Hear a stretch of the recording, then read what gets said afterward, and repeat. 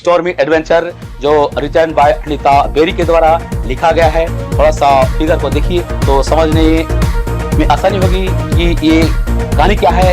एक stormy adventure तो शब्द है एक स्टॉर्मी मतलब होता है, स्टॉर्म का मतलब होता है समुद्री तूफान, और एडवेंचर का मतलब होता है साहसिक कार्य। समुद्र में जो एक साहसिक वर्क हुआ था, साहसिक काम हुआ था, उस कहानी को बोला जाता है एक स्टॉर्मी एडवेंचर। एक्चुअली यह कहानी क्यों बच्चे को पढ़ाया जाता है, यह कहानी बच्चे को क्यों पढ़ाया जाता है, पहले यह समझना चाहिए। हिंदी साहित्य जो विद्यार्थियों को पढ़ाया जाता है, सबसे पहले इसका कॉन्सेप्ट ही विद्यार्थियों का क्लियर नहीं होता है, या यूं कहें कि विद्यार्थियों के कॉन्सेप्ट को ही पहले क्लियर नहीं कर दिया जाता है। अधिकतर टीचर जो होते हैं, अधिकतर शैक्षणिक संस्थान या स्कूल विद्यार्थी का एक कॉन्सेप्ट ही क्लियर नहीं करते हैं कि लिटरेचर का आवश्यकता क्यों है, लिटरेचर क्यों पढ़ाया जाता है। या यूं कहें कि जो टीचर है, टीचर का ही कॉन्सेप्ट उस स्तर का क्लियर नहीं होता है, या कहे कि उसका जो स्पान ऑफ नॉलेज है, एरिया ऑफ नॉलेज है, हॉराइजन ऑफ नॉलेज है, उसका संकुचित रहने के कारण, उसका जो हॉरिजन ऑफ नॉलेज है खुद ही संकुचित रहने के कारण इस बात को समझ नहीं पाते हैं, जिसके चलते वो विद्यार्थी को गाइड नहीं कर पाते हैं। कहने का मतलब है इंग्लिश लिटरेचर का जो भावार्थ है, जो उद्देश्य है, इसको पहले अधिकतर टीचर ही नहीं समझ पा रहे हैं, और अधिकतर टीचर नहीं समझ पा रहे हैं, जिसका परिणाम यह होता है कि खुद टीचर का जिंदगी ही बोरिंग होता है और टीचर का पर्सनैलिटी ही बोरिंग होता है। जो अधिकतर टीचर होते हैं उसके जिंदगी में इतना टेंशन होता है, इतना तनाव होता है, इतना स्ट्रेस होता है, वे स्ट्रेस मैनेजमेंट करने जानते ही नहीं है और अपने तनाव को कम करने जानते ही नहीं है, जिसका नतीजा क्या होता है, उसके शैक्षणिक काम पर भी यह प्रभाव पड़ता है और यही चीज ट्रांसमिट हो जाता है स्टूडेंट्स के पर्सनैलिटी के ऊपर। क्योंकि विषय वस्तु को टीचर ने इतना बोरिंग बना दिया है, क्योंकि टीचर का व्यक्तित्व ही इतना बोरिंग है, क्योंकि टीचर ने उतना खुद मेहनत किया ही नहीं है, उस स्तर पर जाकर विषय वस्तु को देखा ही नहीं, समझने का कोशिश ही नहीं किया है, उसका सोच ही वहां तक नहीं पहुंच पाता है लिटरेचर वास्तव में है क्या। आज अधिकतर विद्यार्थी यह शिकायत कर रहे हैं कि स्कूल में सारा समय खराब होता है, टीचर का चेहरा मनहूस, बोरिंग है, सब्जेक्ट बोरिंग कर देते हैं, और जिसके चलते विद्यार्थी परेशान रहते हैं, घर में किताब फेंक देते हैं, किताब पढ़ते नहीं हैं। इतना ही नहीं, यूट्यूब में भी देखिए अधिकतर लगभग सारा का सारा वीडियो जो है किताब देख देख के टीचर बच्चे को बता रहे हैं, खुद ही जिंदगी उसकी इतनी बोर है, ऊपर से और किताब पढ़ पढ़ के देख देख के बच्चे को इतना बोर कर देते हैं। बच्चा क्या प्रेरणा ग्रहण करेंगे, बच्चा क्या अनुकरण करेंगे, क्या सीखेंगे। खुद करच लेके चलेंगे, टीचर ही बैसाखी लेके चलेगा, तो विद्यार्थी क्या अनुसरण करेगा। विषय वस्तु का पहला कॉन्सेप्ट टीचर को समझ होना चाहिए, और टीचर को सबसे पहले विषय वस्तु को आत्मसात करना चाहिए।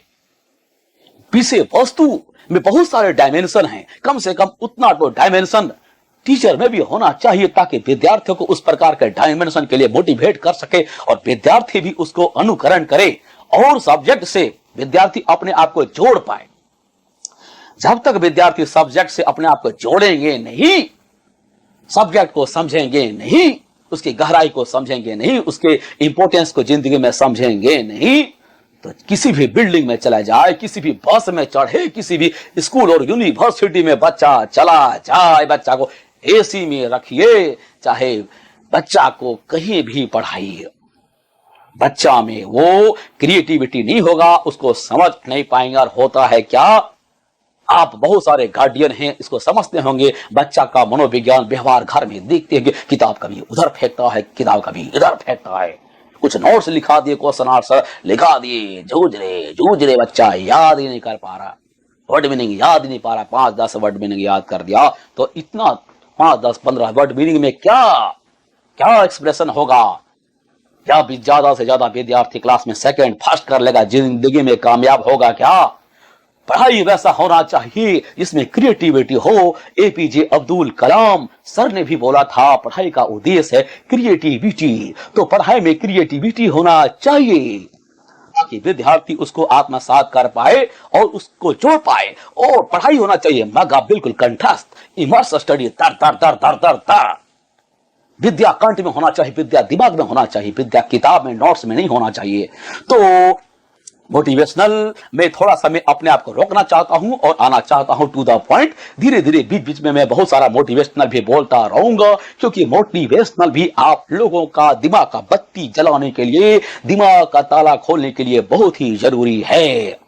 यही तो स्कूलों में नहीं दिया जाता है और शिक्षण संस्था में नहीं दिया जाता है, वही पुरानी लकीर का फकीर वाला सिलेबस और पद्धति, जिसका परिणाम है कि विद्यार्थियों में क्रिएटिविटी नहीं हो पा रहा है। देश कैसे विकास करेगा, विद्यार्थी कैसे विकास करेगा, विद्यार्थी का गलती कहां पर है, मार्गदर्शन मिलेगा तभी तो विद्यार्थी उसको समझ पाएगा और अपने आप को अनुकरण करेगा, ढालेगा धीरे धीरे धीरे, और विद्यार्थी उसके बाद अपना जिंदगी को डेवलप करेगा। तो मोटिवेशनल में इतना ही।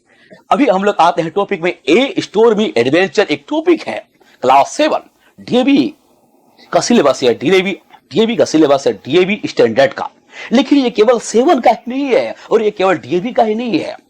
ये दिखने में तो है 7, लेकिन बहुत ही इसका गहराई है, बहुत ही डायमेंशन है। 8 वाले भी पढ़ सकते हैं, अगर उसको नहीं पढ़े तो 9, 10, 11, 12 बीए एमए वाले को, और जो बिजनेसमैन है हर कोई को यह कहानी पढ़ना चाहिए, क्योंकि इस कहानी से कल्पना शक्ति को इंप्रूव करता है, भाषा को इंप्रूव करता है, नॉलेज को इंप्रूव करता है, वर्ड मीनिंग को इंप्रूव करता है। इसके साथ कहानी और ज्योग्राफी और विश्व का जानकारी होता ही है, मौसम का जानकारी होता है, ज्योग्राफी का जानकारी होता है, आइलैंड का जानकारी होता है। तो ये कहानी है a stormy adventure, written by Neeta Berry. इन्होंने लिखा है नीता बेरी। तो ये स्टोर मी एडवेंचर कहानी क्या है? ये कहानी है एक जहाज, एक शिप जिसका नाम है एमवी तृष्णा, जो जाता है, कहां पर जाता है? यह जाता है एक छोटा सा आइलैंड होता है, small island, Mindanao.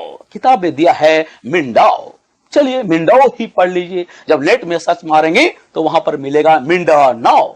Something is better than nothing. आप मिंडाओ ही याद कर लीजिए, स्कूल में मिंडाओ ही दीजिएगा, क्योंकि बहुत सारे शिक्षक महोदय उनको जानकारी नहीं है कि इस आइलैंड का नाम अप टू डेट मिंडानाओ है, और नेट में गूगल में सर्च मार के देख लीजिए मिंडानाओ मिलेगा। तो यह एक छोटा सा टापू, छोटा सा आइलैंड है कहां पर? यह है जो फिलीपींस सी है उसके साउथ में है, और फिलीपींस सी जो है चाइना के साउथ में है, और ये मिंडानाओ है। मिंडानाओ के जस्ट थोड़ा सा नीचे में एक छोटा सा टापू है दावाओ, और उसके थोड़ा सा नीचे में दक्षिण में और थोड़ा सा पश्चिम में वहां पर है सुरुसी, और उसके नीचे में है मलेशिया। तो समझ गए हैं, मलेशिया और फिलीपींस के बीच के आसपास एक छोटा सा टापू है जिसका नाम है मिंडानाओ। होता क्या है इस कहानी में? होता है कि वह मिंडानाओ में कुछ दिन पहले वहां पर इनंडेशन मतलब फ्लड, बाढ़ आया हुआ होता है, और बाढ़ के प्रकोप से वह टापू जो है इनंडेटेड, डिवास्टेटेड, बहुत ही बर्बादी वहां पर मचा देता है। लोगों को खाने के लिए रसद नहीं होता है, खाने के लिए वहां पर भोजन की कमी और किल्लत हो जाती है। तो एक जहाज आता है पैसिफिक ओशियन होते हुए, उसमें कुछ अमेरिकन क्रू है, कैप्टन्स हैं, कैप्टन कुमार जिसका नाम है, और उनके 2 बच्चे। तो वो जो पानी का जहाज है एमवी तृष्णा, उसमें आता है विशाल और रोहिणी। एक छोटे छोटे बच्चे हैं विशाल और रोहिणी, जिसके पिता हैं कैप्टन कुमार, खुद उस जहाज के कैप्टन है। और समर का महीना होता है, गर्मी का मौसम होता है, महीना होता है, उसी के समय आसपास वे लोग निकलते हैं, अपने पिताजी का साथ में निकलते हैं। क्योंकि जो विशाल है, रोनी है, उसके पहले बहुत सारे इस प्रकार के एडवेंचरस कहानियां पढ़ चुके थे, एडवेंचरस साहसिक काम के बारे में पढ़ चुके थे। तो उन लोगों का भी सोच था कि क्यों ना वे उनके पिताजी का साथ दिया जाए और इस साहसिक यात्रा में जाया जाए। उसकी मां विशाल और रोहिणी की जो माता है वह घर में ही रहती है, क्योंकि उनके गृहिणी जो है दादी जी है, नानी जी है, वो बीमार रहती है घर में, तो उनकी देखभाल के लिए घर में ही रहती है। और वह जहाज कार्गो मतलब रसद। कार्गो क्या होता है विद्यार्थी नहीं समझते हैं। कार्गो होता है जो कंटेनर होता है जहाज के ऊपर में, उसमें खाने पीने का या कुछ भी वस्तु उसमें रखा जाता है, वो सब सामान पानी के जहाज में ऊपर में लाद कर ले जाया जाता है। तो कार्गो मतलब सामान वाला बोगी, तो वो सब उस जहाज के ऊपर रहता है और वहां पर चल देते हैं। उसमें से उस जहाज में कैप्टन कुमार होते हैं, उसके साथ मिस्टर बोस जो कि चीफ इंजीनियर है, जो कि चीफ इंजीनियर हैं उस जहाज के, और उसके अलावा भी कुछ क्रू होते हैं उस जहाज में चलते हैं, और जहाज वहां से रवाना हो जाती है मिंडानाओ आइलैंड के लिए, जो एक फिलीपींस के पास है। तो बच्चे ध्यान रखें इस चीज को, क्योंकि बहुत सारे टीचर फिलीपींस बच्चे को बता देते हैं।